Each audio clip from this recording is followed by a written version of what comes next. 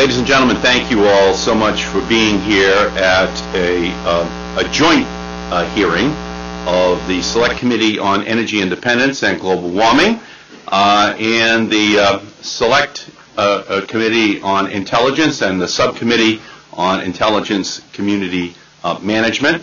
I want to thank Chairman Reyes and Chairwoman Eshoo, Ranking Member Issa, and the rest of the members of the Subcommittee on Intelligence Community Management for joining us today for this important hearing, and Mr. Sensenbrenner, the Ranking Member of the Select Committee on Global Warming, and our members as well.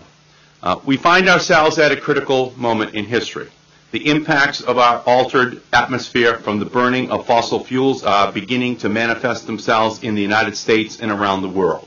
Our response to this challenge can be to either unleash a technological revolution that will enhance our national economic and environmental security, or to burden the planet with climatic catastrophe. Whether it is floods in Iowa, cyclones in Burma, or drought, starvation, and genocide in Darfur, we know that environmental threats underpin many global conflicts and crises, and that global warming will only make matters worse, and that human beings all over the planet face death or famine or injury if we do not act. The Select Committee's very first hearing focused on the geopolitical implications of our nation's dependence on oil and the impacts of global warming. That inaugural hearing occurred in the same week that the UN Security Council held its first ever discussion on the implications of global warming for international peace and security, and the same week that 11 retired top U.S. military leaders and the Center for Naval Analysis issued the report, National Security and the Threat of Climate Change. We are honored to have two key participants in those efforts with us today. The Honorable Margaret Beckett, the former Foreign Secretary of the United Kingdom, and Vice Admiral Paul Gaffney. One of the key recommendations of the CNA report was for the intelligence community to incorporate the consequences of climate change into a national intelligence estimate. After that first Select Committee hearing, I introduced legislation requiring such an analysis. Through the hard work of Chairwoman Eshoo and her colleagues on the House Intelligence Committee, similar language was included in the House Intelligence Authorization Bill last year. The Director of National Intelligence has since responded with the National Intelligence Assessment finalized earlier this month, and which informs much of today's hearing. Unfortunately, the NIA is classified, and therefore the public cannot benefit from the excellent analysis that the intelligence community has brought together in this report. But make no mistake, this first ever high-level intelligence community study of global warming, which calls the climate crisis a threat to American security, is a clarion call to action from the heart of our nation's security establishment. I understand the reasoning behind the decision of the National Intelligence Council to classify the specific regional security impacts of global warming in this NIA. But I am reserving my judgment as to whether that is the right choice. The science is conclusive. We know that global warming is occurring today, and we know that severe security consequences will result. I believe that our goal must be to marshal the political will to halt and roll back global warming and save the planet from this disaster. The intelligence community is hesitant to tell the world who will be affected, what might happen, and where the greatest security risks will occur. But that's exactly what we need. If people know specifically what those severe security problems will be, and where they will be, and who they will affect, then perhaps we will finally have enough political will, both in this country and internationally, to do the hard work of solving the climate crisis. After 7 years of ignoring the problem, the Bush administration continues to limit what their experts can communicate to the public on this critical issue.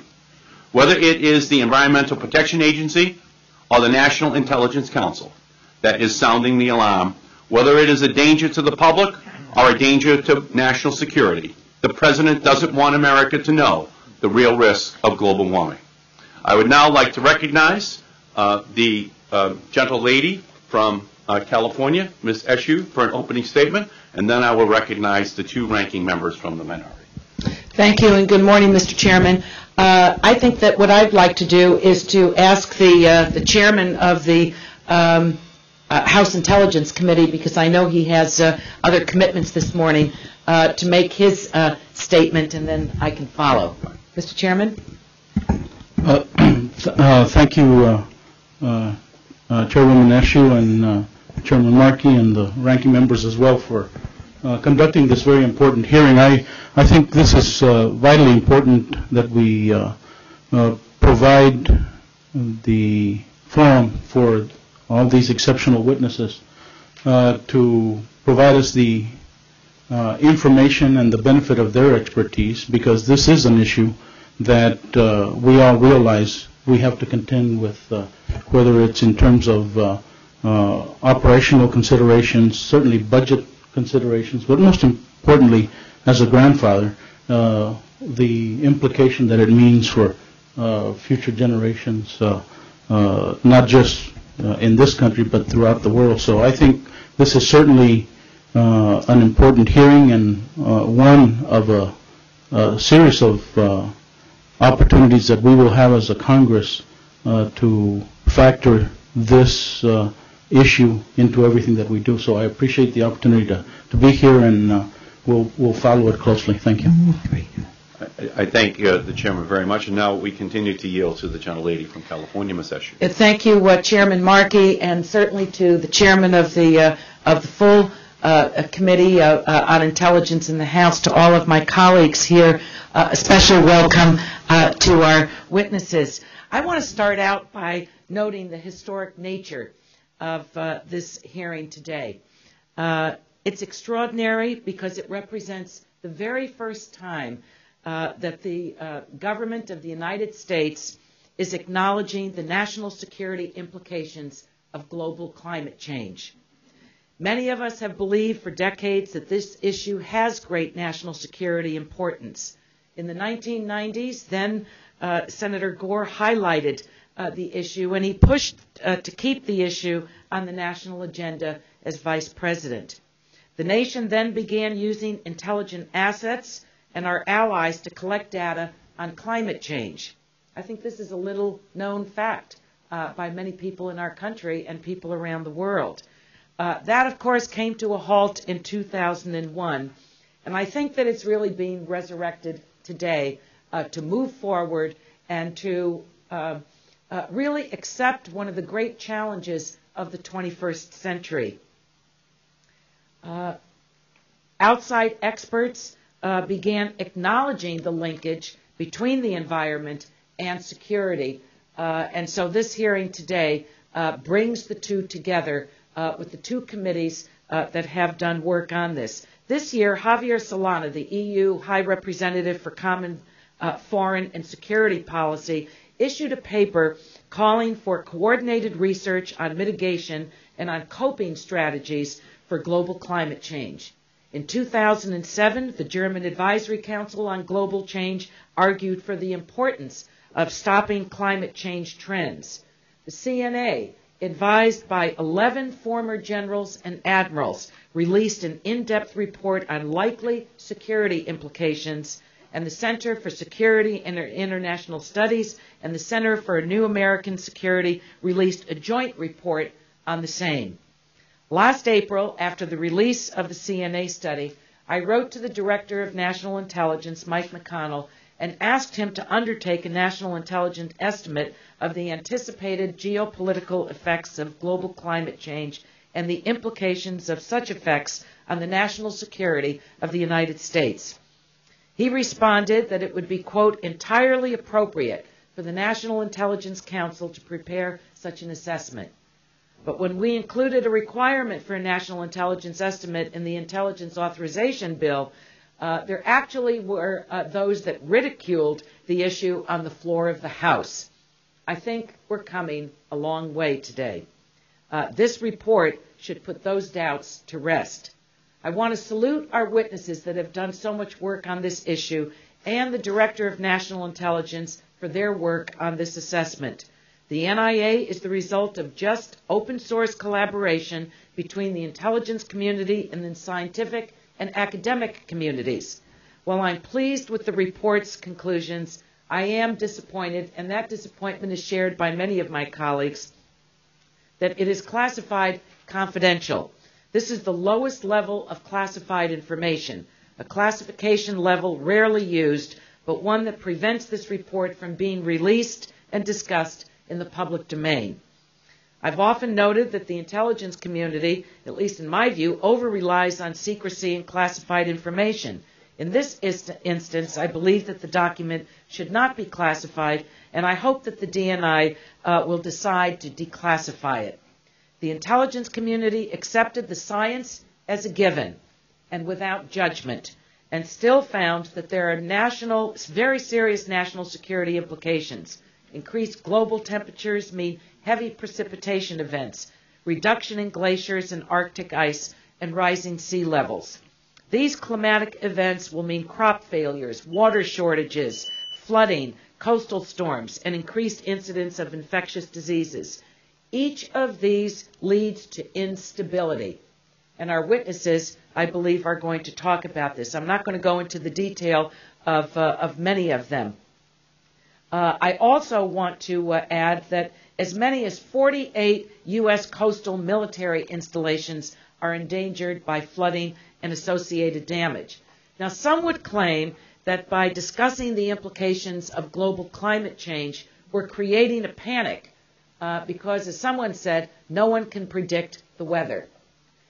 In the law enforcement community, in the emergency response community, we train people for the eventuality of things taking place. In other words, we prepare.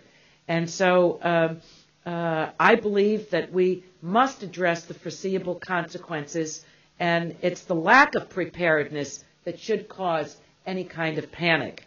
I would note that in a speech last month, the NATO Secretary General, Job Keffer, described the greatest security challenges facing the alliance. And he said the following, and I'll close on this. In tomorrow's uncertain world, we cannot wait for threats to mature before deciding how we counter them. The nature of this new environment is already taking shape. It will be an environment that will be marked by the effects of climate change, such as territorial conflicts, rising food prices, and migration. It will be characterized by the scramble for energy resources, by the emergence of new powers, and by non-state actors trying to gain access to deadly technologies. Note that the very first threat he mentioned are the effects of global climate change. There is no question in his mind that the climate change poses a national security challenge, and I think that from this day forward, the words climate change and international security will be forever linked. So I want to thank everyone for being here, especially the wonderful subcommittee that I have the privilege of chairing. And I especially want to point out the wonderful and important work of our staff, Diane Lavoie, Mika Ying, and Josh Rosnick. And with that, I'll yield back the balance of the time that really I don't have. Thank you, Mr. Chairman. I thank the gentlelady. Chair recognizes the gentleman from Wisconsin, Mr. Sensenbrenner, the ranking member of the Select Committee on Global Warming. Thank you very much, Mr. Chairman. This is the third hearing on the national security implications of climate change that I have attended since this Congress began. It was the topic of the Select Committee's first ever hearing in April 2007, as well as a hearing in the Science Committee last September. Reading through the testimony, it doesn't seem like there's much new information to assess. Much of the information today is based on last year's UN Intergovernmental Panel on Climate Change reports. The conclusions of the IPCC have been studied in great detail by this Congress and warrant further consideration in the next Congress. However, I think the American people want the Congress today to focus on how to reduce gas and energy prices, improve energy security, and to increase domestic energy supplies. The National Intelligence Estimate appears to give a good overview of climate change projections, how they might affect certain regions and nations, and how this will affect the United States. The NIA constructs these projections out to 2030, which is a far shorter time frame than many of the projections in the IPCC report. Much of the worst-case scenarios projected by the IPCC are in the latter half of this century. The national security implications of climate change will cause some concerns, but so do the implications of climate change policies that stand to reduce the availability of cheap, reliable energy sources around the world. Many of the cases detailed in the NIA will have to be dealt with through adaptive measures. As one of our witnesses will point out today, much of the world is not only poor, but energy poor, which makes adaptation much more difficult. The testimony of Marlo Lewis, senior fellow at the Competitive Enterprise Institute, shows that an estimated 1.6 billion people have no access to electricity at all. Power plants, however fueled, would immeasurably improve these people's lives. Where do they fit into the climate change picture? The testimony of Lee Lane, resident fellow at the American Enterprise Institute, summarizes the complexity of this issue. Mr. Lane notes that the lens of national security might not be the best way to view the issues associated with global warming. Climate change policy will require trade-offs that are unavoidable, including a weakened U.S. economy that could affect how this country handles conflicts. And Mr. Lane notes that if China and India do not participate in efforts to cut greenhouse gases, worldwide efforts to reduce carbon dioxide concentrations will fail. I agree. And yet efforts to force China and India into compliance will only worsen global conflicts. Mr. Lane is also right to point out that the only way to achieve these greenhouse gas reductions is through the development of new technology, and that in the near term, the focus should be on further developing technologies like nuclear, clean coal, solar, wind, and biomass. These technologies have the potential to produce clear, tangible improvements to the environment, which must be a key part of any climate change policy. These technologies can also help bolster the energy security of the United States, which should be a top priority of the Democratic leadership in Congress. There is perhaps no action that could better help the energy security of the United States than providing access to domestic oil and gas supplies. However, instead of taking this crucial action, Congress today will again talk about the threat of global warming as opposed to the real threats of high energy prices and energy security. I thank the chair, and I yield back the balance of my time. I thank the gentleman, and now the chair recognizes the ranking member of the Intelligence Subcommittee, gentleman from California, Mr. Issa. Thank you, Mr. Markey. There we go. I want to thank Chairman Markey, Madam Chairwoman Eshoo, and Ranking Member Sensenbrenner. Additionally, I want to thank Dr. Fingar and our second panel of witnesses for testifying here today. I come here today with a number of questions and reservations on the recent National Intelligence Assessment on global climate change. Our nation and its intelligence community are facing many serious threats. At a time when we are short analysts to assist in finding weapons of mass destruction, terrorist activities, and terrorist activities around the globe, I am concerned that projects like this on climate change and the NIA amount to a dangerous diversion of intelligence resources. I don't say that lightly. I don't make climate change a light issue. The question is not, is it appropriate for us to be concerned about possible climate change and its impacts? Of course not. That is a great concern. Is it appropriate to ask hypothetical questions to the State Department, to the CIA, and others on what will happen if X occurs? All of that is reasonable. We continue to do it, and I would expect on a bipartisan basis we continue to ask those questions so that we can plan and so that we know that the community is doing its planning. What I am concerned about is clearly the CIA and other intelligence agencies do not and should not have the resources of climatologists. I believe that that's probably our greatest threat. I hope today we will look at this in terms of what it is. It is a study of if in fact there is drought, if in fact there is famine, if in fact a number of things occur. It is not a study of will they occur. On that, the science is not settled, although the science is unsettling. Certainly, for all of us who remember a quote, we earlier had quotes, but a quote that goes this way: I believe it is appropriate to have an over-representation of factual presentations on how dangerous it is as a predicate for opening up the audience to listen to what the solutions are. That quote, of course, I have to give credit to Vice President Al Gore. I could go on and give the quotes on Mr. Hansen, Dr. Hansen, who now is a leading advocate on climate change and some would say an alarmist, when in fact he was also an author of the nuclear winter we were going to receive as of 1971. He was wrong then, or he's wrong now. That doesn't mean that we shouldn't be concerned about the effects of putting carbon-based fuels into our climate. We should be concerned for a number of reasons. First of all, we don't know the effects. Second of all, the effects we do know include pollution that adversely affects life around the world. Lastly, we know that these are limited resources. In America today, with $135 oil, mostly due to our lack of willingness to produce domestically, we fully understand why our cost is so high, and yet we'd like to have it lower.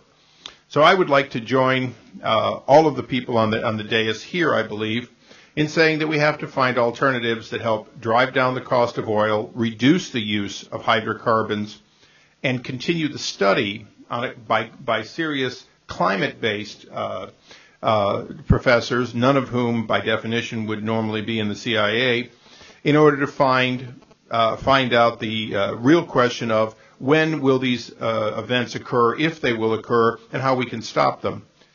Lastly, Mr. Chairman, I think the most important thing for us to remember here today is not 7 years ago, not 17 years ago, not 27 years ago, but in 1971 when we began looking at climate and the production of, then it was dust and other particulates, but clearly the effects of burning oil, natural gas, coal, we sounded an alarm. That was at a time in which an answer was open to us, an answer that in my district produces 2,200 megawatts of power, and that was clean-burning nuclear. Today in California, we are prohibited from doing any nuclear, zero emissions. We continue to have an argument throughout that entire period while taking away the solution that the French and the European Union and others have sought, which is, well, we don't know the effects of burning carbon-based in some areas, we do in others, knowing that in fact it is not good to burn coal and others from a particulate standpoint if we can avoid it, knowing that there are over 1 billion people without electricity around the world. Not this committee, but this Congress should dedicate itself to quickly freeing up the prohibition on nuclear so that in fact we can get off carbon-based electricity in this country, dramatically reducing our carbon footprint, something we can do today. We can do it in a matter of 5 or 6 years. It will do more by far than other things that we are looking at the present time, or any other thing we're looking at the present time. Mr. Chairman, I'd ask unanimous consent to have my entire statement put in the record, and would like to move on so we can get to our panelists. Without objection. I yield back. Without objection, so ordered. That completes the time for opening statements. Now I recognize Chairwoman Eshoo for the purpose of introducing our first panel of witnesses. Thank you, Mr. Chairman. Now I'd like to introduce our very distinguished first panel. Dr. Thomas Finger is the Deputy Director of National Intelligence for Analysis and Chairman of the National Intelligence Council, or the NIC, which provides the President and senior policymakers with intelligence analyses on strategic issues. Analytic reports produced by the NIC have been reviewed and coordinated throughout the intelligence community. Dr. Finger will describe the approach that the intelligence community has used to produce the National Intelligence Assessment, or the NIA, on the security implications of global climate change.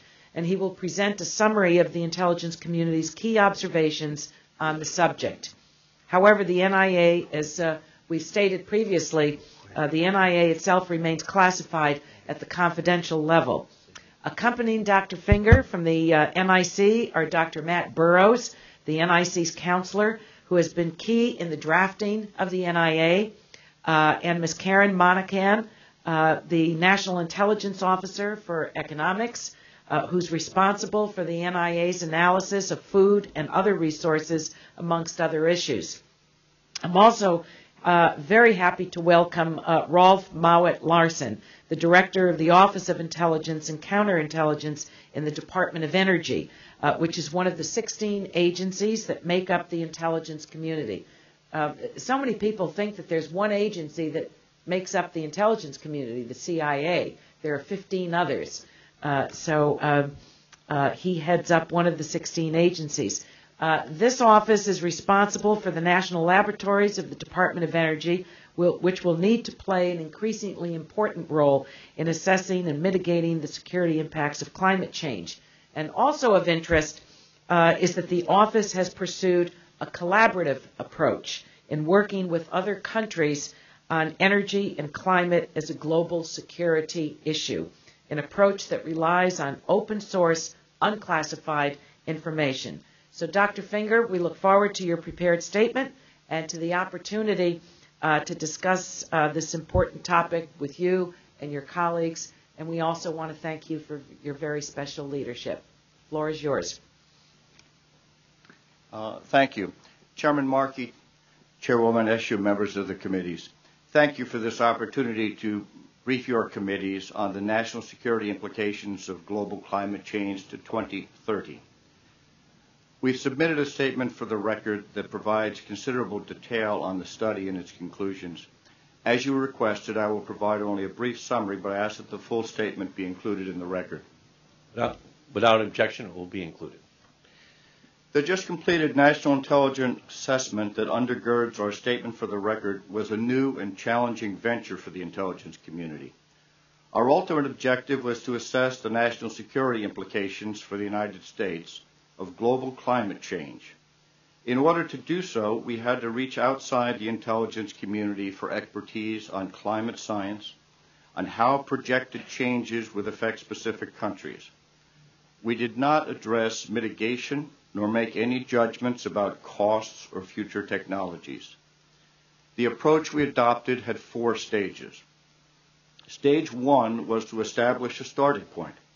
Since the intelligence community does not conduct climate research, we turned to other U.S. government organizations with the requisite expertise, including the U.S. Climate Change Science Program and climate modelers and experts for the Department of Energy National Laboratories and the National Oceanic and Atmospheric Administration.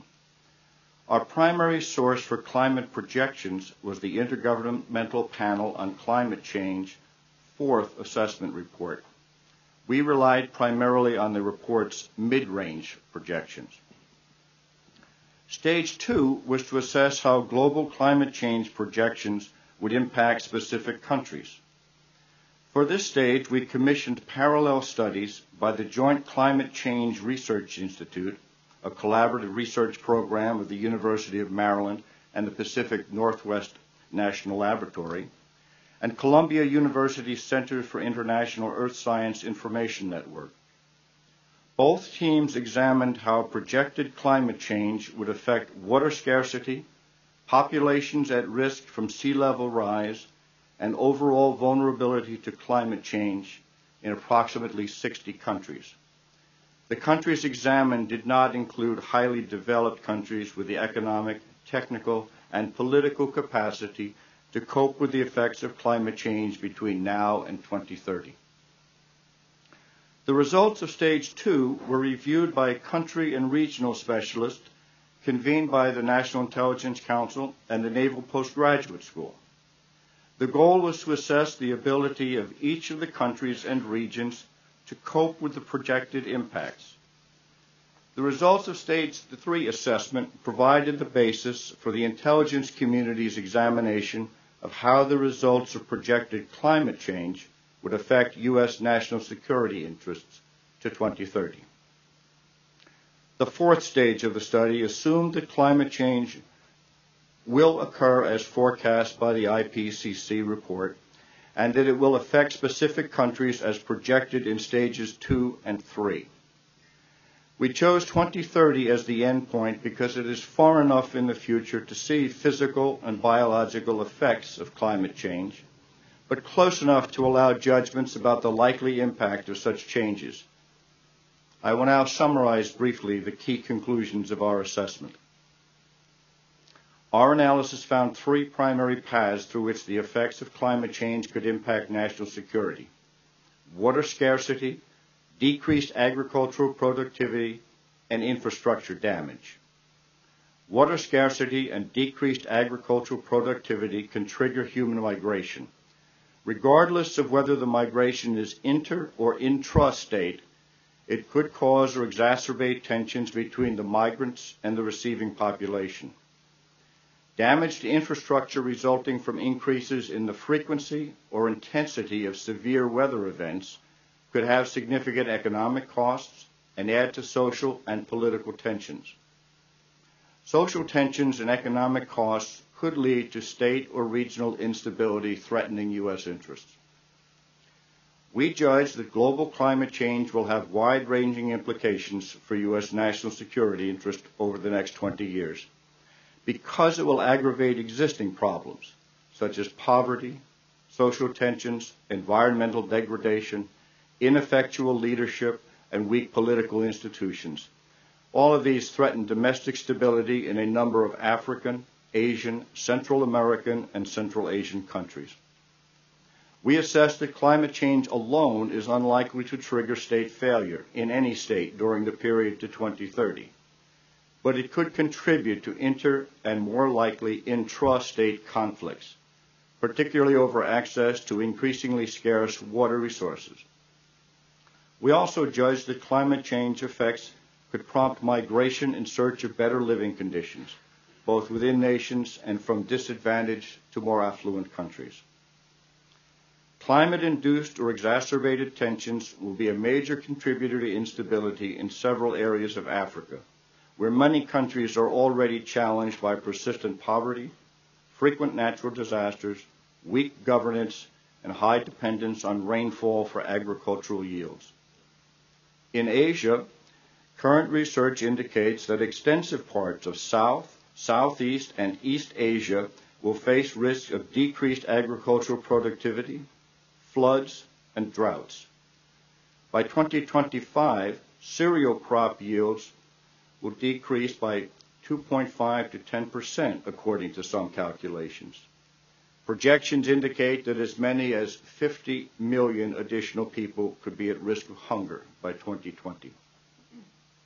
Most developed nations and countries with rapidly growing economies are likely to fare better than those in the poorer developing world, largely because of greater coping capacity.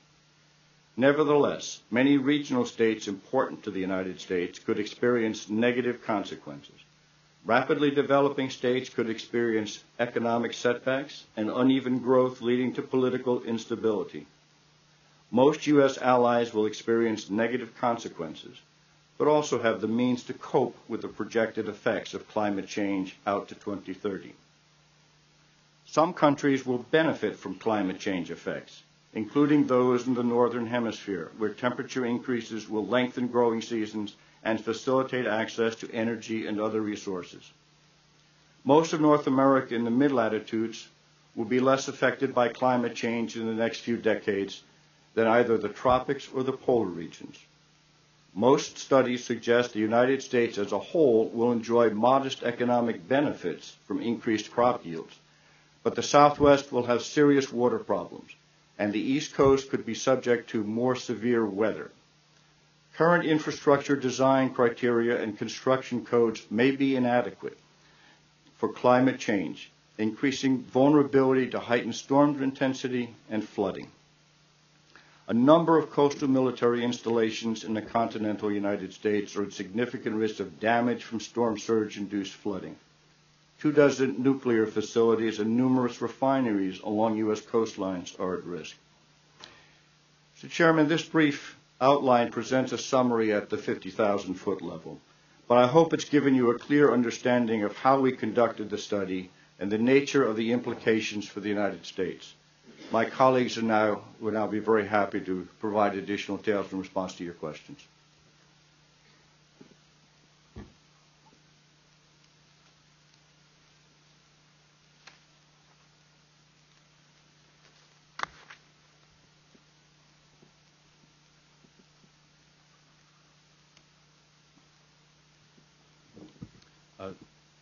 Thank you so much, Dr. Fingar. And I want to congratulate you, first of all, on the National Intelligence Assessment. It is a first-class product. Our nation is indebted to you and your team. You have done a very good job here in laying out this problem for our country and for the planet. And I think it's already had a major impact on the debate about how this country must act aggressively to combat the threat of global warming. In your testimony, you conclude that global warming will multiply existing problems internationally, including social tension, environmental degradation, ineffectual leadership, weak political institutions, poverty, scarcity of resources, and large-scale migration. That, to me, sounds like a laundry list of the underlying causes of terrorism. Could global warming worsen the very problems that are underlying and driving the terrorism problem today? First of all, thank you for the positive comments on the National Intelligence Assessment. I will certainly pass them to the people that did most of the heavy lifting on this project. The summary of conditions that you provided and that is in our statement is very similar to the list of conditions and preconditions for alienation that appear to be at work in some cases of recruitment into terrorist activity. So I think logic suggests that the conditions exacerbated by the effects of climate change would increase the pool of potential recruits into terrorist activity. And from your perspective, is this additional contribution to terrorism something that the United States should be concerned about and take action to prevent? We should certainly be concerned about any factors, any instance, any areas in which recruitment of people to terrorist activities is occurring. So my short answer would be yes. As you look at Somalia and Darfur, do you believe that those were areas where this did actually contribute to the rise in tension amongst different groups and as a result increased the national security concerns of the United States? If you're drawing the linkage from drought here as a climate change exacerbated factor, a drought is certainly one of the factors in the unstable situation in Sudan, in Darfur, but only one of those. The clashes that are partly religious, partly ethnic, partly economic, partly the strivings of people for the ability to live in a very difficult situation, all are a factor in creating a terrible humanitarian situation. To my knowledge, we have not had instances of large-scale recruitment or attempts to recruit for terrorist activity out of this particular population. You mentioned that the intelligence community has done very little work on assessing the implications of climate mitigation strategies, whether they are carbon capture and sequestration, renewables, biofuels, or nuclear. I really don't understand the conclusion drawn on page 7 of your testimony that, quote, efforts to develop mitigation and adaptation strategies to deal with climate change may affect U.S. national security interests even more than the physical impacts of climate change itself. If we haven't analyzed mitigation strategies yet, where does the conclusion that doing the work to avoid global warming would be even worse than global warming itself? Is that sentence from page 7 in the classified national intelligence assessment, or was this added to your testimony at some later point? No, it is a part of the reason that we have planned follow-on studies to look at mitigation effects. The operative word is may. We don't know. We don't know what effects efforts to expand nuclear power will have on proliferation possibilities. We don't know what effect mitigation efforts in one country may have on conditions in a second or a third country.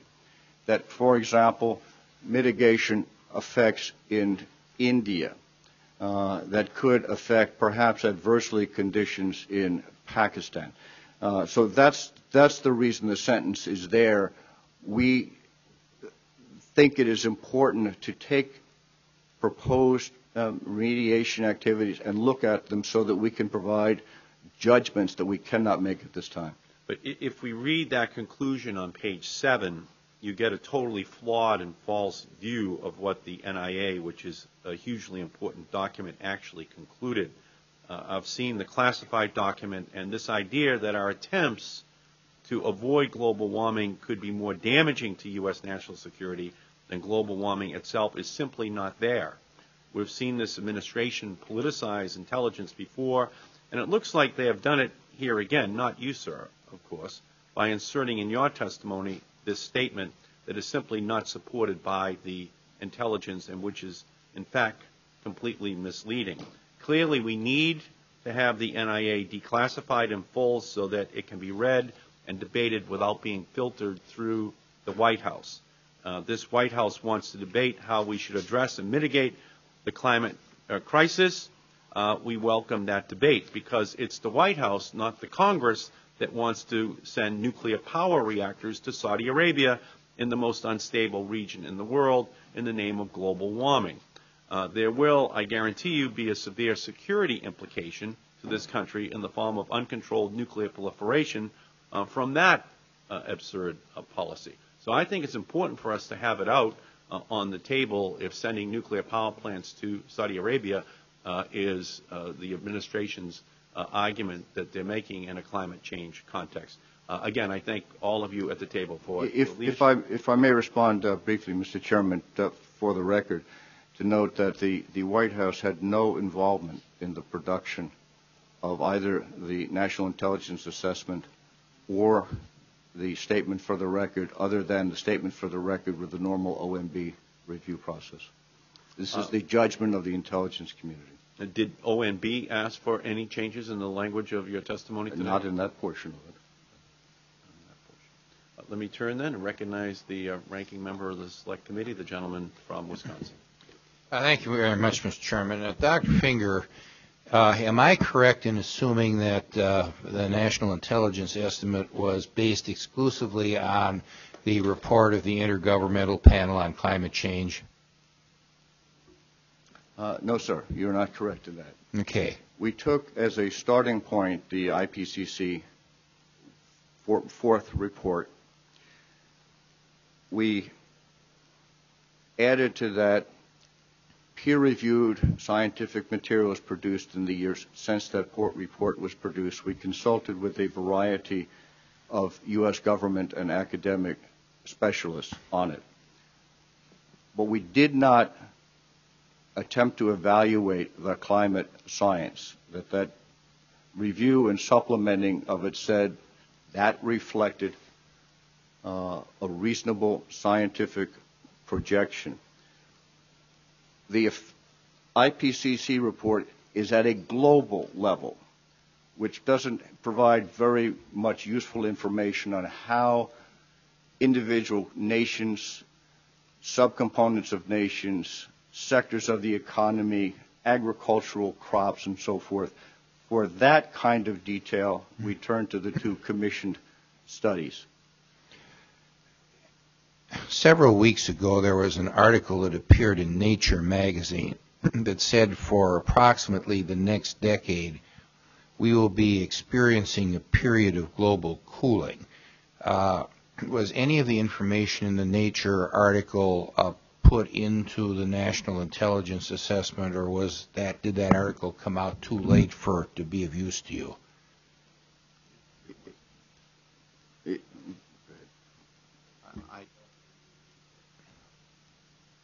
Other than the experts that we consulted may have seen it and factored it into their analysis, but we did not use it. Well, given the fact that the computerized projections that the IPCC used would come up with a significantly different result if even there was a 1/10 of a degree cooling or a 1/10 of a degree warming, and greater than that if the variations were different either up or down. How would the National Intelligence Assessment change if the IPCC projections ended up being proven wrong because of changes in actual observed temperatures, either upwards or downwards? We can't answer that question, sir.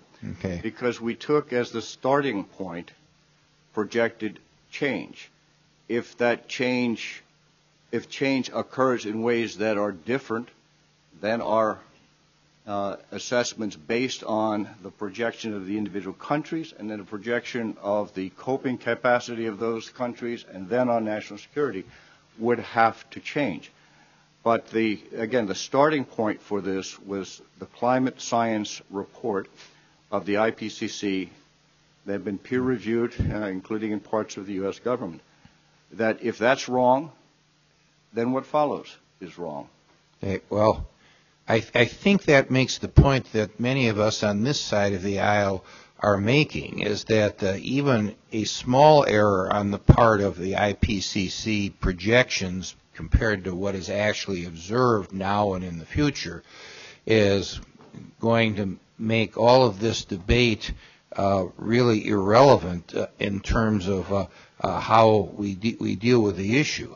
I think we're going to be hearing pretty soon that many of the people who have been involved in this effort for quite a while were predicting a nuclear winter and global cooling as late as 25 to 30 years ago.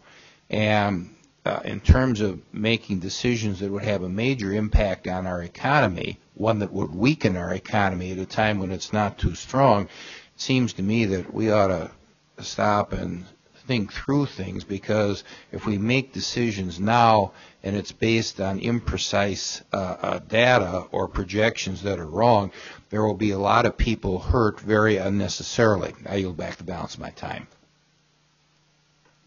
Thank the gentleman, and the chair recognizes the gentlelady, the chair of the Intelligence Subcommittee. Thank you, Mr. Chairman. I think first, Dr. Finger, thank you for your testimony and the written testimony that all of the members have in their binders and have read. I think that the early questions so far really are indicative and point out the two different pictures that are painted of the whole issue of climate change. That there were scientists that did great work decades ago, and based on what they knew then, made projections. Now it's being said that, they made projections and they got into something and they weren't exactly right. So this is not a sure science, and so let's set this aside and let's do something else. I don't belong to that school of thought, and I'm not. I say this with sincerity because I really respect the ranking member of the Select Committee, Mr. Sensenbrenner. He was part of the trip to the congressional delegation that the Speaker led on climate change to India, and made was a real asset to that effort. I think it's important to lay down once again that the intelligence community has not done, are not the researchers of the science. They have accepted the science that has been put forward by a variety of agencies and experts, and have moved out to make their comments as a result of their study and the NIC, producing the NIA, on the whole issue of how this impacts not only our national security, but how it brings about international insecurities. So now my question to you is quite a broad one, and that is, what in your view comes next? Should there be a team that's put together in our intelligence community? It seems to me that we cannot and have not been able to do effective work, our own intelligence community, without working with other intelligence communities around the world. We strengthen our own ranks and our own efforts, and certainly bring a great deal to theirs, and the international bodies that I lifted some quotes from their leaders from in my opening statement. So can you give us your view of what you believe are the next steps that need to be taken? Okay. And what mechanisms you think exist today, or do we need to design new ones? So that's my question. And thank you again for your superb work. Thank you. And thank you for your confidence in asking such an ambitious question. Additional work clearly is required on climate science. In my judgment, that work is best done in other agencies of the United States government other than the intelligence community, where the expertise and the access, the contacts with international scientists, counterparts, research institutions around the globe, since this is a global problem involving existing international mechanisms to continue to work the climate science issues. That climate change is an issue on which intelligence, covertly, clandestinely acquired information, is not very helpful. We can't steal Mother Nature's intentions. And I'm being a little facetious, but the fact of the matter is we don't have a body of classified information that would be significant in size and certainly not different in kind to that which is available in other places. Where we plan to focus next within the intelligence community, based on what we have learned out of the study just completed, is to drill deeper into the effects on individual countries. One of the things that we discovered in doing this study is that for much of the world, data doesn't exist with a granularity that is really needed to make confident assessments. So an effort needs to be made to acquire that data. We're going to drill down in selected countries. A second focus will be look at the great power implications of the climate change's effects forecast here. Russia, what did you say? Great powers. Russia perhaps benefiting, the United States benefiting but having some deleterious impacts. China and India are in the countries that will experience over the time frame. In other words, there are winners and losers. There are winners and losers for nations. in this, and some of them are very big and important global players. What are the implications for cooperation, for competition, for resources, and the like? That's a subject for for future study. Thank you. Gentlelady's time's expired. The chair The third area would look at some of the mitigation strategies that have been proposed. We didn't do it the first time, but begin asking, how would that change things? Great. Thank the gentlelady. The chair recognizes the gentleman from California, Mr. Issa. Thank you, Mr. Chairman. Let me ask a question in a little bit the abstract, but not too much. If I was to say that there are ominous signs that the Earth's weather patterns have begun to change dramatically, and that these changes have portend a drastic decline in food production, were serious political implications for just about every nation on Earth. The drop in food output could begin quite soon, and perhaps in only 10 years from now. The regions of decline that would feel the greatest impact would be the wheat production of Canada and Russia. But additionally, areas on the margin and only marginally self-sufficient, tropical areas in Indonesia, Pakistan, Bangladesh, Indonesia, and Africa, where growing seasons depend on rains brought by the monsoon. Would you say that that was, at least in part, essentially what we painted for you with this global climate change as a potential that you had to deal with in your analysis? Dr. Finger. I mean, I know that's not the exact words of any of the studies, but isn't that essentially what we painted for you, is that that global climate change, to begin in as little as 10 years, going out to 2030, would have these kinds of effects in many of the areas I named? I guess three comments. One is we took as a starting point a set of projections. We took the mid-range projections, which I appreciate that on the study, Doctor. Not as extreme as was done there, but that our starting point was a set of projections and scenarios about how climate change would affect the physical and the biological world. Now, I appreciate that, but as you said, you're not climatologists. You don't have them on staff. You had to reach out to get what the projections were. What I read you was, as far as I can tell, similar to what you're dealing with as the hypothetical. Change beginning in as little as 10 years, droughts, marginal areas not being able to meet food demands. True or false? What I'm having difficulty with is the word hypothetical. Well, let me be less hypothetical. You were between your undergraduate and graduate years in 1975. I think you were a PhD candidate when that was written. That was written based on global cooling. The projections for global cooling, Newsweek, Science, full page, 1975, were that those things would occur.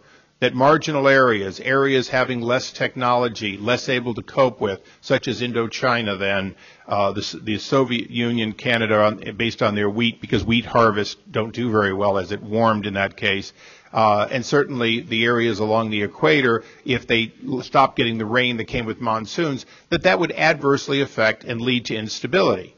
Now, your study today, based on the opposite, or the studies you accepted based on the opposite, have the same effect. My point here today is the problems of 1975 based on global cooling and the problems here based on global warming appear to be the same problems. Wouldn't you agree that, in fact, the Committee on Global Climate Change mixed with a Committee on Intelligence, for purposes of intelligence, no matter what we give you in hypotheticals, a rise of 7 degrees, a fall of 7 degrees, inability to grow crops in India because they burn cow dung and the sky doesn't allow enough sun to get in. Whatever the hypothetical we give you, isn't it true that you are prepared, and that one thing that we can count on is that you will give us some analysis of what will happen if, but in fact, you cannot really feed accurately within your resources of any of the intelligence agencies the input of whether the temperature is going to go up or down, whether the temperature is going to cause or not cause a drought. What you can do is deal with any hypothetical we give you as to global climate change and come back to us and say, yes, if you cut off the water in X country, or if this country has a crop failure, we can give you an analysis of the impact to America's security and the stability of those countries. Isn't that essentially what the relationship that we should have with your agency? Yes, that is correct. Okay, and if the question is posed as what would be the implications of make up the hypothetical or pick the scientific study, what would change would be sort of confidence level about whether it was purely hypothetical or was grounded in real-world experience and the quality as judged by those able to do so of the underlying science. And, Doctor, I hated to make it as painful as it was, but it is very important. I appreciate the Chair's indulgence. It is very important. I appreciate that you and the agency, that all of the agencies of the intelligence community are very good at giving us these hypotheticals and not qualified, per se, to look into climate change, but rather given a set of scenarios that might occur, giving us a reasonable projection, and as you said, I think very importantly, Mr. Chairman, that we delve into it deeper, that the very mitigations, we have to analyze whether those mitigations have side effects. Appreciate the Chairman's indulgence and yield back the time I also don't have. The gentleman's time has expired. The Chair recognizes the gentleman from New Jersey, Mr. Holt. Thank you, Mr. Chair, Madam Chair. I appreciate your putting this hearing together. Just to follow the line of questioning from this morning for just a moment longer, let me ask Dr. Fingar why you chose the IPCC judgments, and I gather this was not just a randomly selected essay that somebody tossed off the top of their head. And that you, as I recall from reading the assessment, you actually subjected it to some analysis about how conservative it was or how far out it was. I'll invite Matt to answer that. All right. We selected the IPCC fourth assessment as well as other. We selected the IPCC's fourth assessment report as well as other peer-reviewed scientific material because first IPCC report was peer-reviewed and accepted by the U.S. government. So it was, in our minds, the consensus document by which to use as a base then for analyzing the security implications of climate change. Thank you. The other question I'd like to pursue, and I'm sure there won't be time to exhaust it, but it's something that Dr. Fingar, you and I have discussed before. It's the implications for the way we do and collect intelligence, collect and analyze intelligence in the United States. For 50 years, partly because of the Cold War mentality and for various other reasons, our intelligence, both the budget, the directives, and the way the analysts think, has been oriented toward politico-military issues. It's all been, in shorthand, we might say we've been practicing Kremlinology, trying to get inside the political dynamics in the world. You said you had to use a different methodology in putting this together. I wonder if we shouldn't be using that different methodology more often in more other areas, because by focusing on the politico-military dynamics, we can sometimes miss things that are perhaps of even greater import. I absolutely agree with you. on two dimensions, maybe more, but two specifically. One is thinking about our national interest or national security in ways that are broader than they were in the past, and certainly the range of questions that are posed to the intelligence community now come from a much wider spectrum of U.S. government agencies, and the old way of doing things is inadequate to new problems. The other is the reaching out for information that is not inherently sensitive or classified because we stole it, because we use very sophisticated methods to achieve it.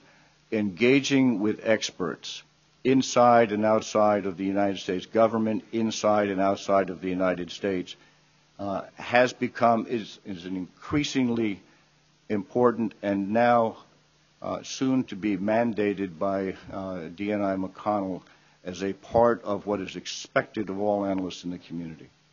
So I gather part of this different methodology that you recommend means a better use, more integrated use of open source information. You're alluding to the fact that in the intelligence community there is this belief, a fallacious belief, I must say, that hard-won information, in other words, information gained surreptitiously or through expensive national technical means, is somehow better information than you might get. It's certainly harder won, but it's not necessarily better than what you can get from open sources. My time is expiring, but I thank you. Agree with that observation. I thank you for your observation. Thank you. Did you want to add something, Dr. Finger?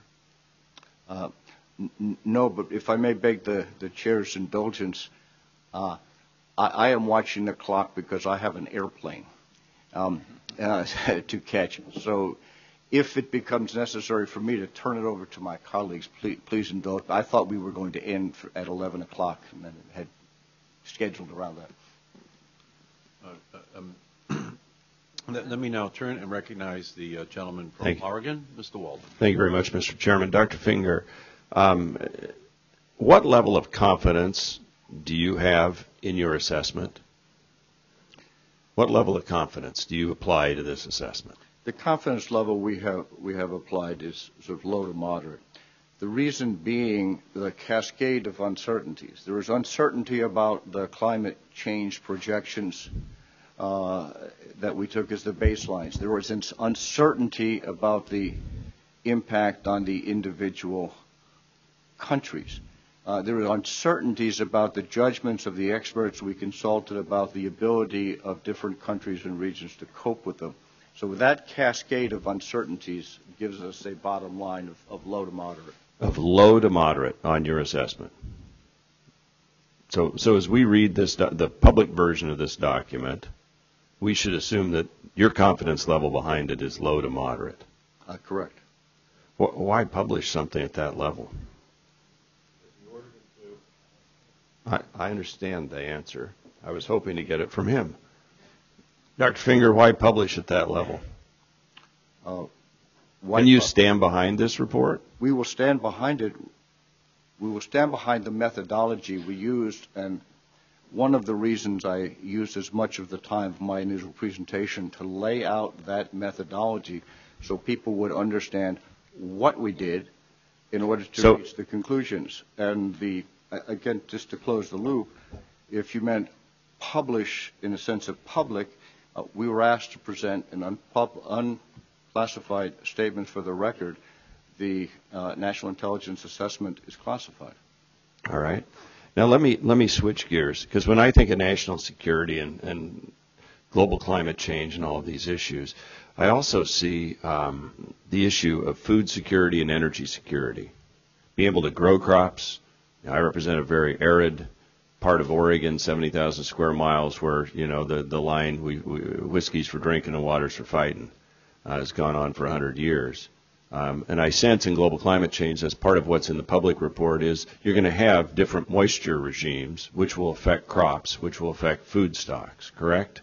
And what you've done is take the published data, scientific data, analyze that and try to apply it on a country-by-country basis to determine what we could anticipate happening in those countries.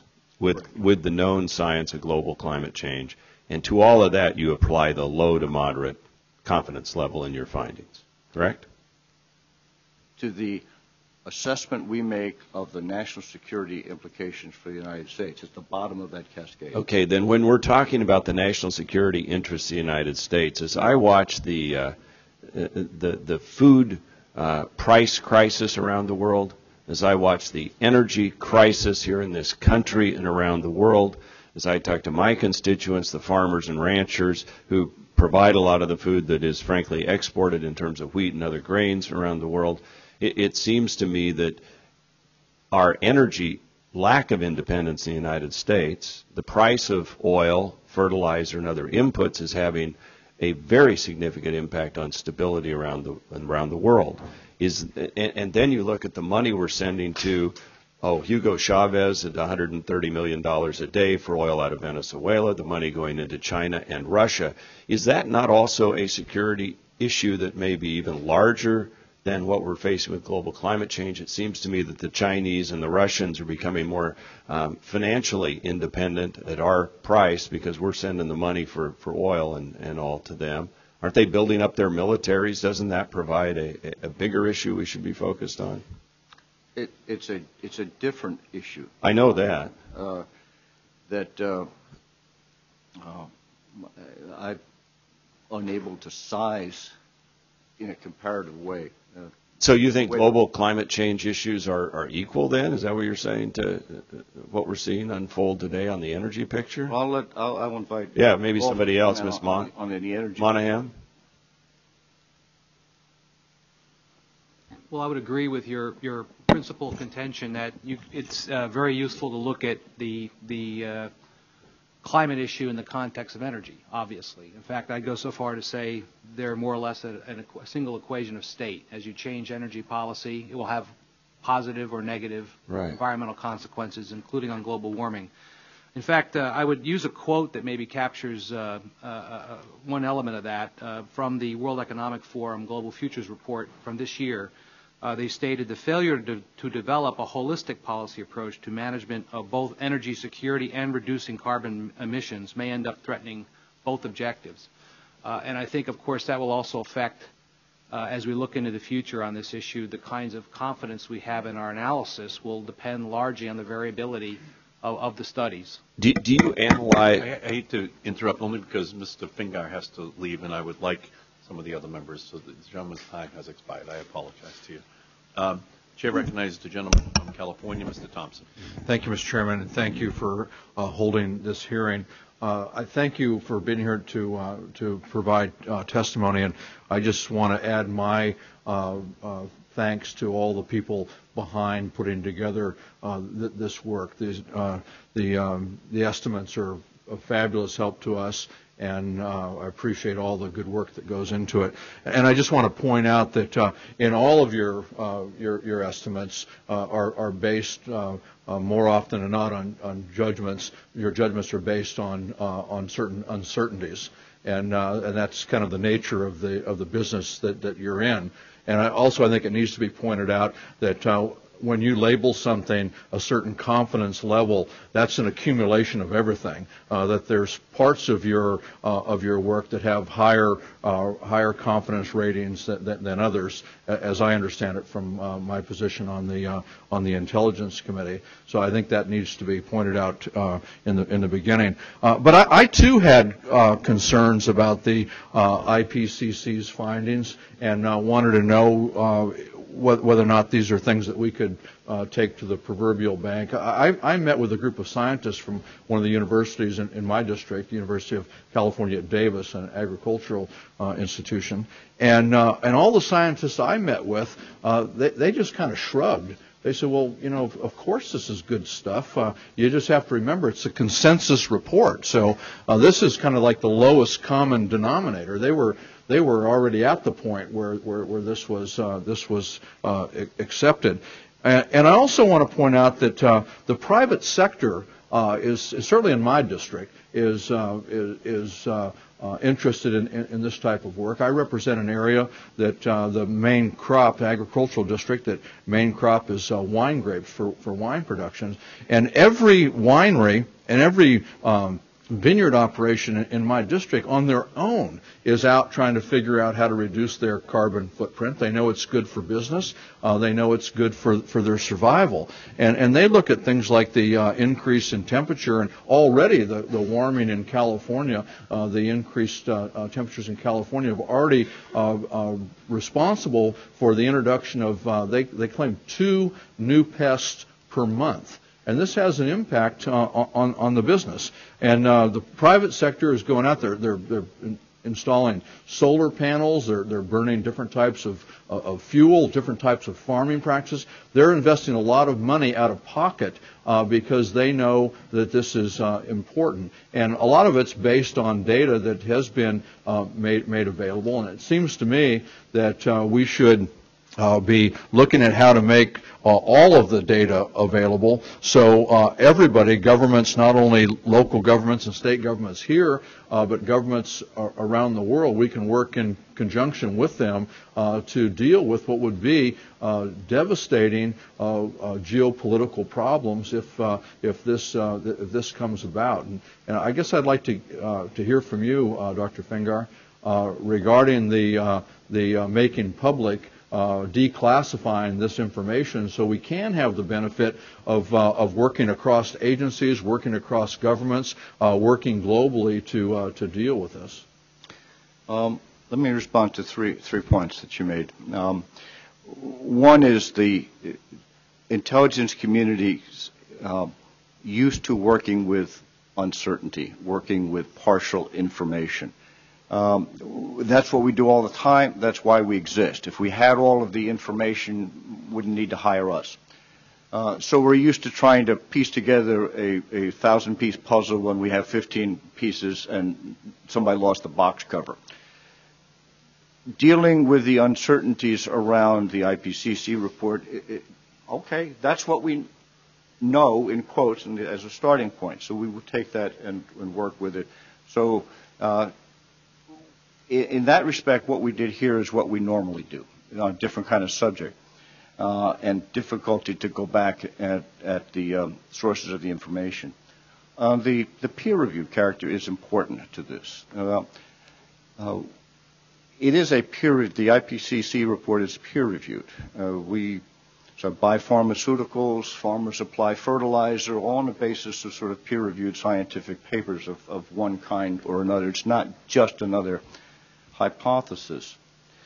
That the classification of the NIA is one. That there's several reasons here. It was not a NIC decision. The decision to have it classified was the National Intelligence Board, which are the heads of the 16 agencies meeting together, chaired by the Director of National Intelligence.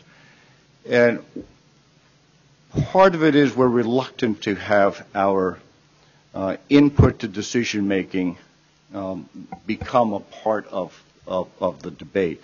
We believe decision makers need the chance to work it.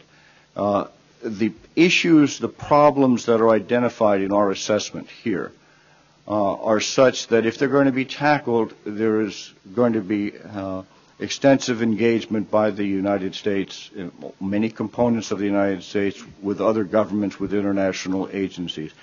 And our experience and our judgment is that we would complicate and make that much more difficult if we were to sort of identify who are the winners, who stand to benefit if nothing happens, which governments we consider to be too incompetent to manage the problem. Do we direct money to the most competent or the most incompetent, where there are the most people affected or likely to have the shortest term? There are many, many sort of policy decisions that seem to me could be informed by this report, and that stigmatizing in some way the potential partners by the judgments that we make about them strikes us as the wrong way to go about it. The gentleman's time has expired. The chair recognizes the ranking member of the Intelligence Committee, the gentleman from Michigan, Mr. Hoekstra.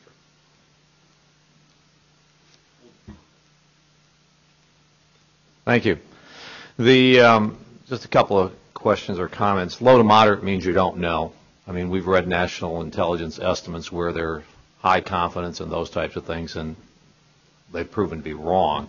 And even under high confidence, it says, you know, we could still be wrong. Low to moderate means that, I believe that's accurate, correct? You really don't know.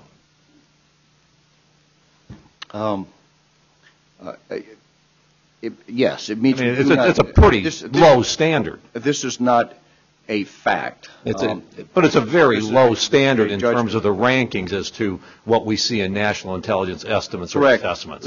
But one of the things that's important, as you will appreciate being on the intelligence community, in the estimates where the confidence levels are based on the quantity and quality of the information we have available. That's the basic. Right. So it with says those kinds of criteria, trying to take it out, it's a different kind of information.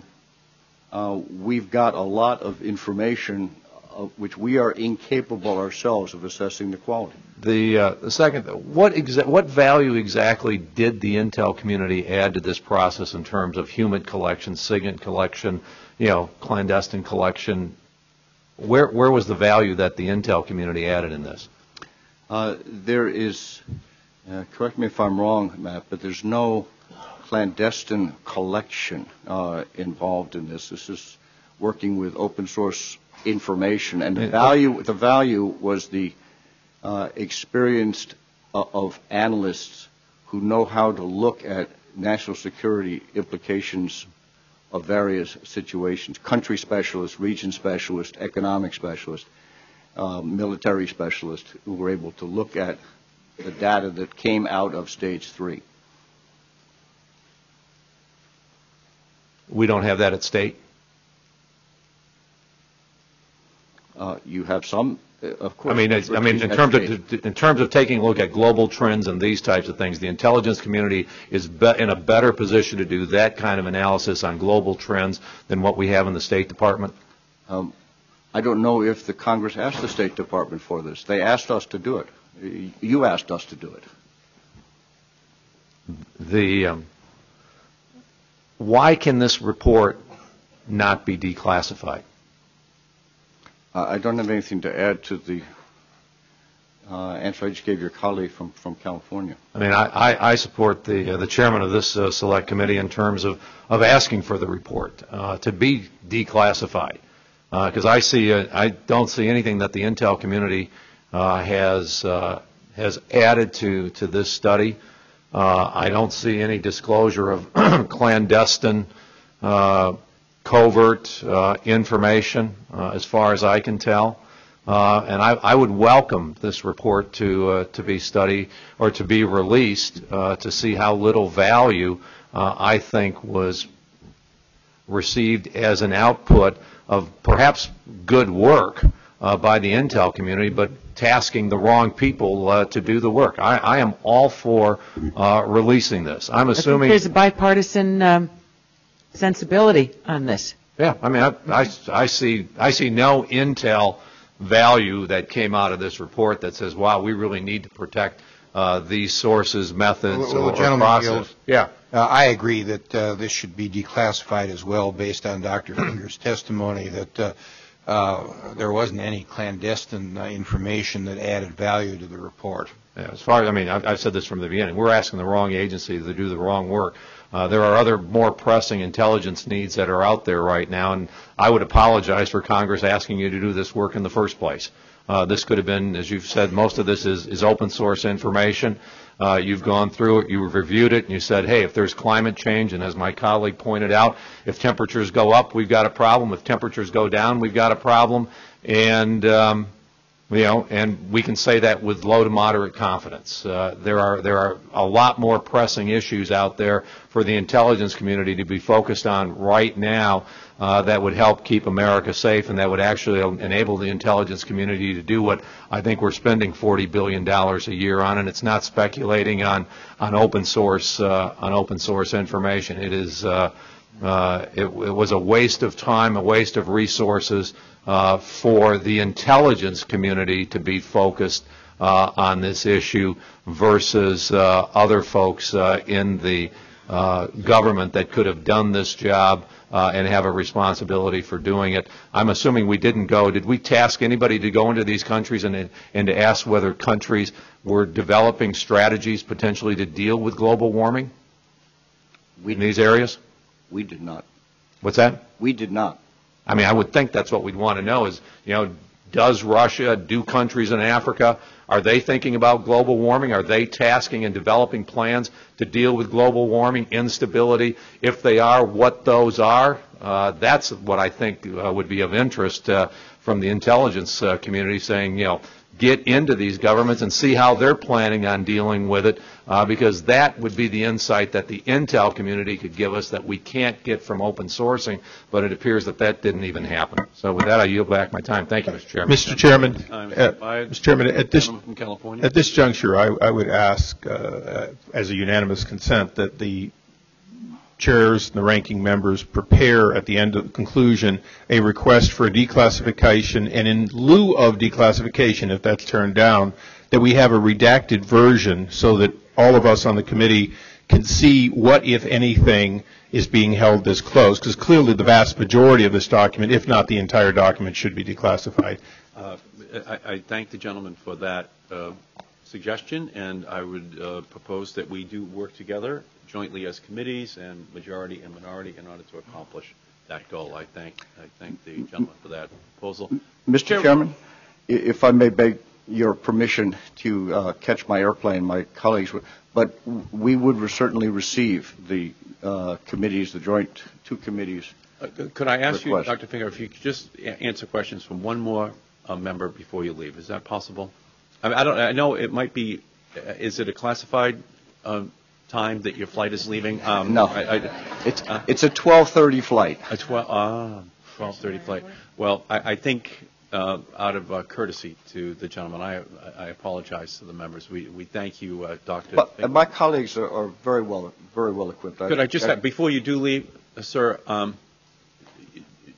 Do you stand by the conclusions in the National Intelligence Yes, I do. Assessment? Yes, I do. And I would pick up on my exchange with Congressman Holt that the fact that the material we used in this was not classified does not lessen the significance of having the intelligence community analytic capabilities arrayed against it. Information is information. Knowledge is knowledge. That how we get it and so forth is less important than does it inform our judgments. And I absolutely stand behind this, both the statement and the assessment.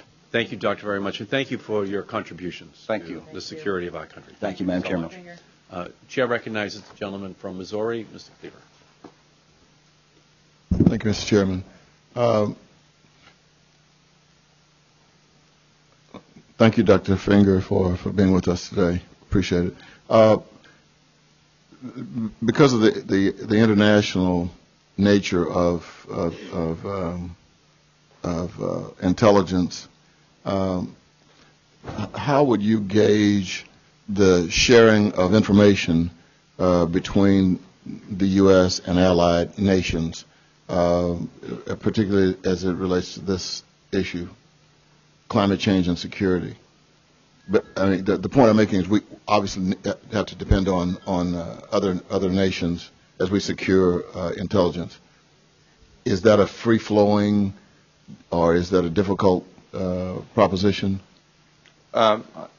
In terms of this study, we did share the analysis with our Commonwealth partners and also solicit their comments and reactions to it at several different stages.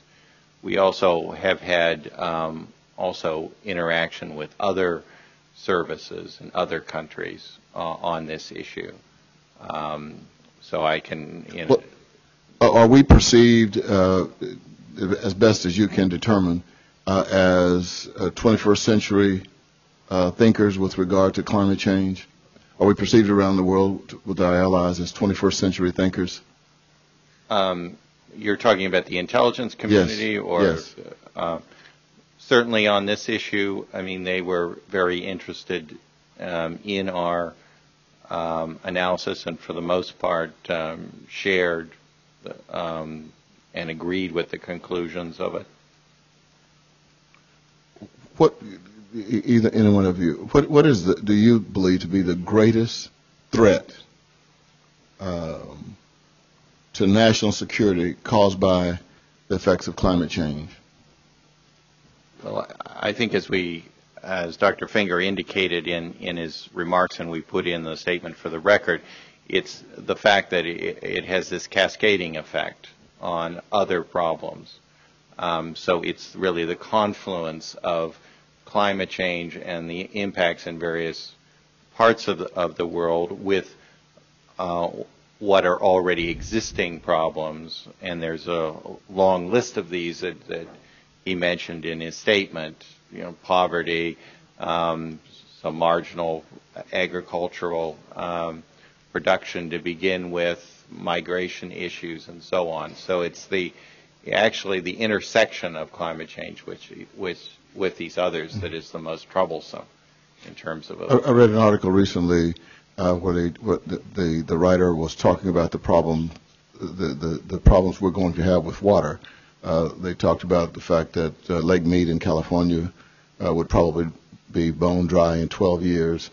And they said there would probably be wars fought over water, or conflicts fought over water. The Nile, the Jordan. Is that an exaggeration? It's an exaggeration in the sense it's not inevitable. I mean, in fact, on water, these disputes have existed in some ways for some time. I mean, we detail actually in the report some pre-existing water problems. The key is if you have an institutional mechanism in place for sorting out water disputes. I mean, that then decreases the risk of a conflict happening. So it's correct to say that these could be water, who siphons off water, how much water, scarcity. There is all these factors increase the risk of tensions and conflict, but it's not, I don't think, fair to say that conflict is inevitable just because you have these facts occurring. Thank you. Yield back 28 seconds, Mr. Chairman. I thank the gentleman very much, and the chair recognizes the gentleman from Pennsylvania, Mr. Murphy. Thank you, Mr. Chairman. I appreciate it, and appreciate the time. And to the panel, thank you very much for your service and the report. I'd like to focus. I'm a member of both the Intelligence Committee and Armed Services Committee. I'd like to focus my first question on the declassification decision and drill down a little bit there. Mr. Moat Larson, I appreciate your service to our Army, to the CIA, now the Department of Energy. I had the great honor of teaching at your alma mater, West Point. And I know Dr. Finger mentioned, I wrote it down here, he said it wasn't a NIC decision. You were privy to this. Whose decision was it to declassify or to not declassify this report? Well, we, as one of the 16 agencies in the intelligence community, of course, we participated in the discussion about both on the content and then in the consensus on how to handle it. And I would just have to echo Dr. Finger's comments that we, of course, supported that decision. I think the most. Can I just drill down real quick? Of the 16 entities, though, was it someone from those 16 agencies that said we shouldn't we should not declassify this, or was it someone above those agencies? I'm not privy to the specific details other than the fact that we all participated in the process of both drafting the doc, particularly the Department of Energy with our national laboratories in particular. Our primary contributions to the NIA were scientific expertise, as you'd imagine, and on some levels, and computer modeling, and then, of course, also as an intelligence entity within the Department of Energy. So I would defer to my colleague Matt on any further drilling down on that process of classifying it. I'm sure you understand we're a little bit perplexed why we did not declassify this document, why it was classified to begin with.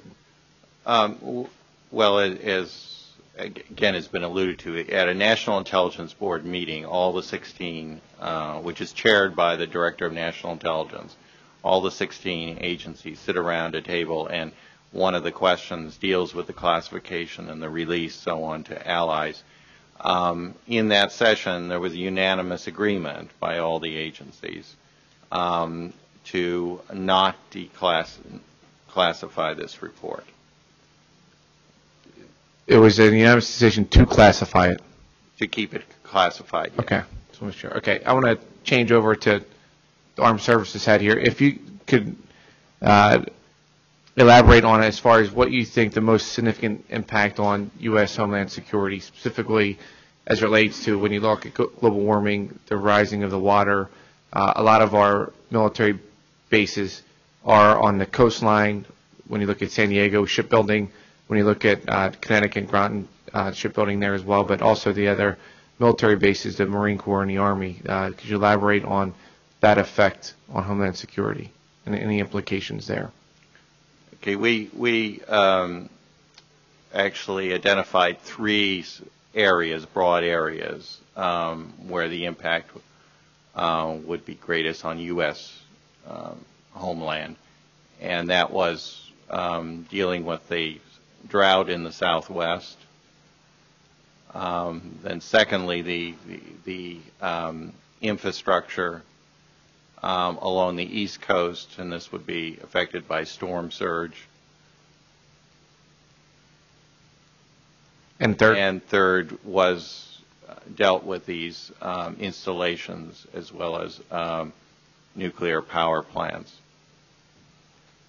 And most of them are located, I mean, the military installations that we looked at are located along the coast, so it's linked with the second. What recommendations does the panel have that this Congress should be aware of that we should move forward on when you look at those three areas that you targeted? Well, as members of the intelligence community, we don't make policy recommendations. I mean, we tell you what we think is based upon the climate science and also what the data tells us about possible threats. We don't actually recommend particular steps to be taken. Okay. So in your professional judgment, you can't give us an idea on what we could do to mitigate potential damages of global warming? No, I mean, first place, we wouldn't be, that's not our job, but also in the second place, as we've talked about here, we didn't actually look at mitigating strategies in any depth. Okay. I see the balance. My time has expired. Thank you, Mr. Chairman. Thank the gentleman. Chair recognizes the gentlelady from California. Thank you, Mr. Chairman. I just want to get something down for the record that I think is really very important, especially around this whole area of confidence levels in NIEs, and in this case the NIA. And that is on Iraq having chemical and biological weapons and was close to making a nuclear weapon. Of course, this was all put out in the run-up and the rationale to invade Iraq. That was high confidence. So I think that we need to understand the context of these things and maybe even remember the old Boy Scout motto, be prepared. And I think if this discussion is about anything, it's about using the science, not political science, but using the science and the best minds of our intelligence community to be prepared and to map out a plan not only for our own country, but to work with nations around the world because it threatens the entire global community. Thank you, Mr. Chairman. Thank the gentlelady. The chair recognizes the gentleman from California, Mr. McNerney. Thank you, Mr. Chairman. Nuclear winter, or the lack of it, has been brought up twice by members on the other side of the aisle as a relevant example of alarmist predictions that never took place.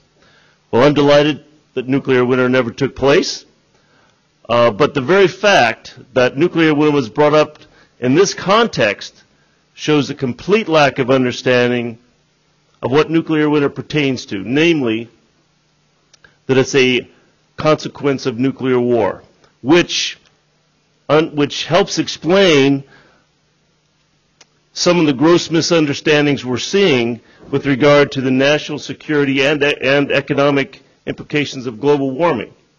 Now, much better analogies are CFC emissions impacting outer atmosphere ozone and acid rain. In both of these cases, national action and global cooperation mitigated the threat without destroying the U.S. economy, contrary to the dire predictions of the same critics who believe that mitigating climate change will have dire consequences to our economy. Now, Dr. Burrows, you wrote in the testimony, I assume that you were at least participating in that, that as scientific modeling improves, intelligence agencies will see more valuable studies and more valuable data. Are there any scientific capabilities needed that don't exist and for which none is being developed? Well, on the as far as scientific capabilities in the intelligence community, I think Dr. Finger explained. I mean, what we are looking at is using the capabilities outside the intelligence community on this issue of climate change. We are not looking to develop within the intelligence community particularly scientific capabilities, because we see that as a duplication and probably not a very good use. Well, are there capabilities that need to be developed that aren't being developed that you could identify? I'm not qualified on a scientific side to say what scientific capabilities need to be developed. I can tell you, as we put out in the testimony, areas where we would like to put more of our effort in looking at the security implications. But I can't tell the scientific community outside what they should be doing. Sir, if I can add to that, sure. I think your question really touches on a very important philosophical point. The ownership of this problem in particular touches on all communities. The intelligence community undoubtedly has a role to follow the NIA, but so do, for example, the Department of Energy National Laboratories. We have extensive capabilities. I can't speak to all of them, but things like computer modeling, renewable and energy efficiency technologies, mitigating greenhouse gas emissions, system dynamics analysis, World Data Center, atmospheric trace gas, just a sampling of capabilities in our own national laboratories. There, the culture is this great transparency of collaboration internationally with foreign partners, foreign countries, foreign scientists.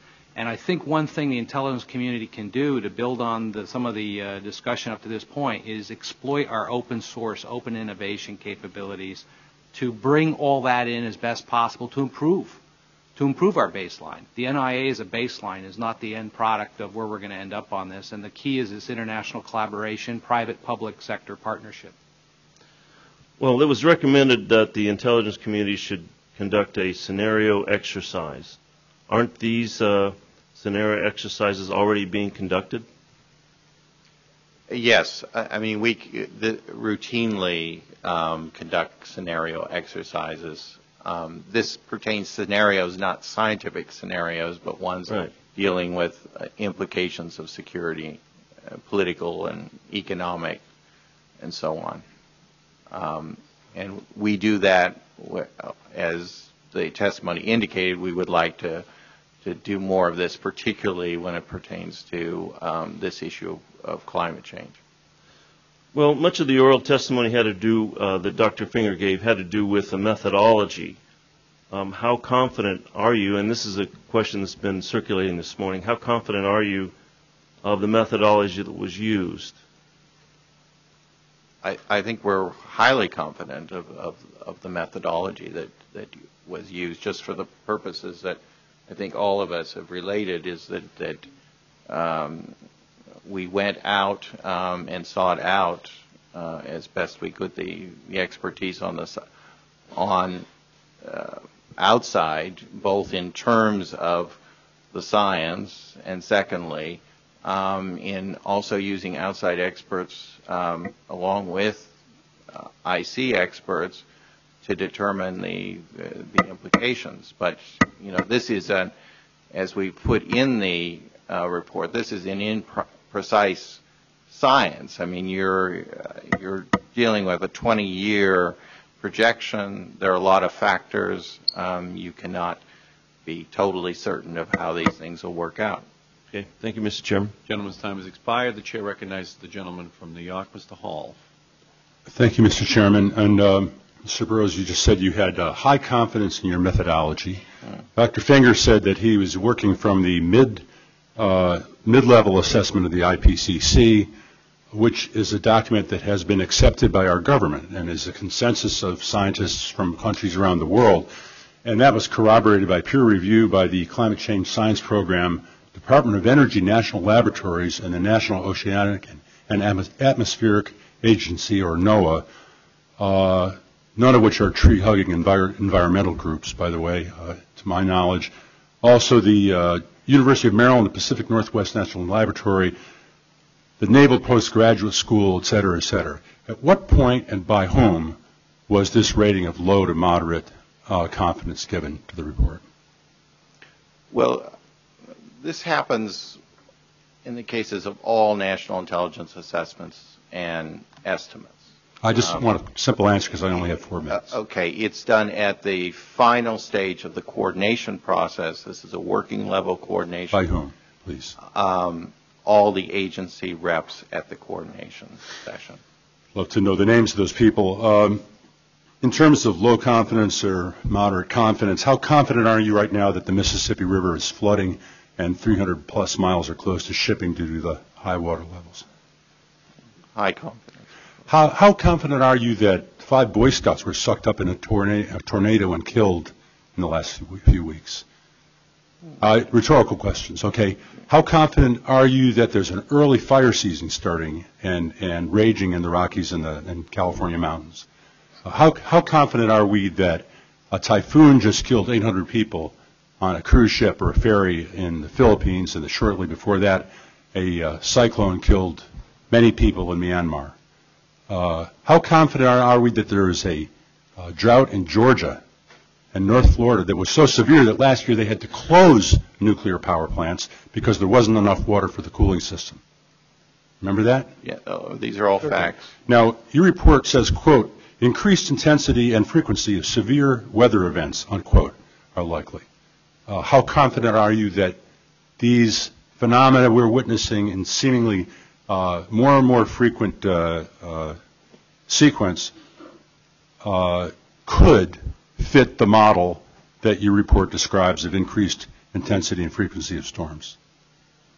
I am not on that level of confidence. Sir, to the point on the low, moderate confidence, I think it's very important to note that that assessment is based on the variability of the science. This is not to suggest that it's conservative or pessimistic, but that in fact, as we know more about the science, as the science is a greater consensus across the board, we may in fact determine that we've underestimated the threat as much as we may have overestimated. Well, thank you. There's no suggestion in low to moderate that the problem is not real. Well, thank you for saying that you may have underestimated. I'm glad to have that on the record. The one thing I agree with my minority colleagues about is that this report should be declassified in its entirety with no redacting. I didn't see anything that I thought needed to be redacted. So there's one thing in the report, if I might add, just to your point, that it talks specifically about factors that may dramatically change our assessment, tipping points, if you are. Those are included in the reports as illustrations of some of the variations of viewpoints that still may ultimately greatly affect the outcome of our assessment. Right, and the more information is withheld from the public, the harder it will be to convince people that climate change is happening and that we need to make the right decisions not only for our national security but for our economic security. We could have invented the Prius here, but decisions made by our government and our industries allow somebody else to get to that hybrid technology first, and we are suffering from it, and our national security is suffering through the increased use of foreign oil and the flow of dollars overseas. I want to ask one last question because I know I'm going to run out of time on the answer. The scenarios described today by you with potentially the U.S. potentially being drawn into humanitarian interventions because of refugees of climate change crossing boundaries in our hemisphere, among others, the necessity for the United States to referee fights over water throughout the globe, are truly daunting. As we have seen in Iraq, a large sustained military effort has had a draining effect on our military and National Guard. I'm curious what your thoughts are under the scenarios laid out in the report. What would our military end strength need to be to address these new challenges while still meeting traditional national security demands? How much additional spending would that require? Well, again, we can't make any recommendations on specific spending requirements. What we indicated there was that in view of the conclusions that we drew, that humanitarian situations were more likely to occur in the future, the U.S. would be probably, as you say, drawn into it. And that is the extent of the analysis and judgments. I might add to that as well that I think that question specifically raises the broader question of what will policymakers need in the future to answer questions like that, and what will they need from us.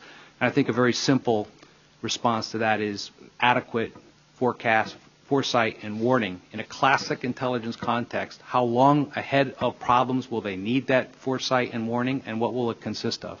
Mr. Chairman, thank you. And I just want to close by saying I hope that the modest economic benefits that you show the United States gaining from global warming do not include the flooding of Cedar Rapids or the 3 50-year floods in the last 5 years in my district in New York. The gentleman's time has expired. The chair recognizes the gentleman from Washington State, Mr. Inslee. Thank you. Just reading the doctor's report, it says, we judge global climate change will have wide-ranging implications for U.S. national security interests over the next 20 years. Climate change could threaten domestic stability in some states, potentially contribute to intra or less likely interstate conflict, particularly over access to increasingly scarce water resources. We judge that economic migrants will perceive additional reasons to migrate because of harsh climates, both within nations and from disadvantaged to richer countries. Now those, I don't think you have to be an intelligence or secret agent with classified experience to recognize as a security concern of the United States. And I want to ask you about what we're doing about that. Many of us believe we should stop global warming so we can eliminate or reduce these security threats to the United States. And I want to ask how we can go about that. I want to refer to a chart. This is a chart showing our research budgets for a variety of national enterprises. On the left is the chart for the research budget. Beth, could you hold this over here a second point? This is the hold up a little bit more, please. This is the research budget for the United States for our entire energy R&D research budget. You see it peaked in 1980. It's gone down since then. It's about $3 billion a year. This is the research budget for our health expenditures in the United States. It's up to about $34 billion a year. On the right is our traditional DoD research and development budget. We'll see it's gone up precipitously. It is now in excess of about $82 billion. We're spending about $82 billion a year on R&D on weapons system, but we're spending $3 billion a year trying to prevent the most massive weaponized system against the very climate system upon which life depends on the planet Earth. And to me, there's a serious question whether or not we are doing adequate research and development to prevent this security threat to the United States. If you think RPGs, with all their terror, are in Afghanistan and Iraq, this weapon system that we are unleashing on the world is going to have national security implications well beyond any localized conflict. I think your report makes that clear.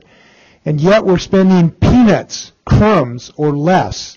We're spending 55 times more money fighting a war in Iraq in this oil-rich region than we are trying to figure out a way to stop climate change and developing a clean energy future for the country. So it's a bit rhetorical, but I'll just ask the gentleman or gentlelady to comment about whether or not having an adequate research and development budget to build a clean energy technology for the United States, to prevent global warming, to prevent the internecine conflicts in the Sudan that are raging today over water. Not 20 years from now. They're fighting over grass and water in the Sudan and Darfur today. We're experiencing forest fires in Alaska, in Georgia, and floods. We're experiencing rainfall that closed the Mount Rainier National Park for the first time in 140 years. Today, not 2030.